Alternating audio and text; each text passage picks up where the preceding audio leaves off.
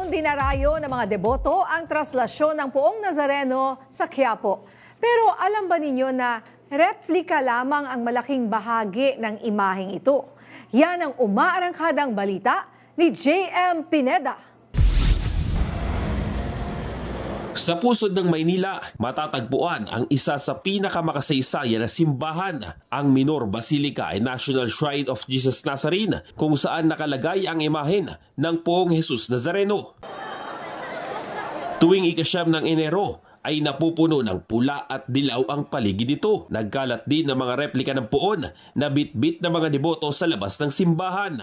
Tulad ng mga replika na yan, hindi na rin orihinal ang imahen ng Poong Nazareno na mismong binubuhat at pinuprosesyon sa traslasyon. Maliwanag dyan, may isang original Mexican image na dumating noong 1600s. No, hindi natin alam kung kailan eksakto. Dumating sa Maynila, nilagay ito sa Rizal Park, Luneta. May simbahan doon ng mga records. Eventually, inilipat sa Intramuros. People believe that wala na yung image na yon na nanggaling sa Mexico. Ito ay nasira noong World War II. So, may kopya na luma din, around 1700s, yung Quiapo Church. At yung kopyang ito ay nag-survive.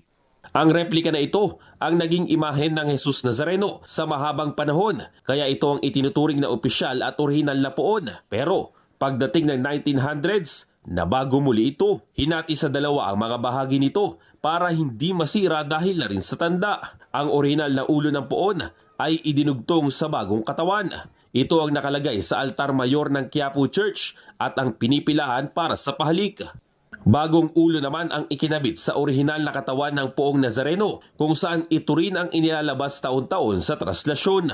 Higit 30 ngayon ang mga opisyal na replika ng Nazareno na nakakalat sa iba't ibang simbahan sa buong mundo. Yung iba dyan na ipamigay na sa iba't ibang simbahan. Pero ano yan malalaman mo yan kasi may mga pangalan sila.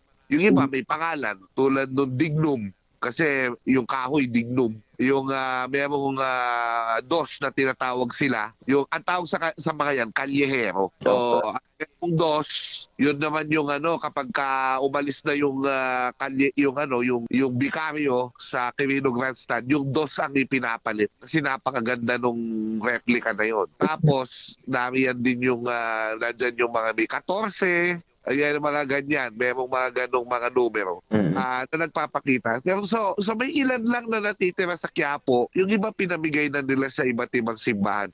Kamakailan lang din nang tanggalin ng Quiapo Church sa mismong pangalan ng poon ang salitang itim. Si ngayoy Balanga Bishop Rufino Sescon na dating rektor ng Quiapo Church ang nakaisip na dapat nang tawagin na lamang ang imahen na Poong Jesus Nazareno. Ako si J.M. Pineda ng PRTV News, nagseserbisyo para sa Pilipino.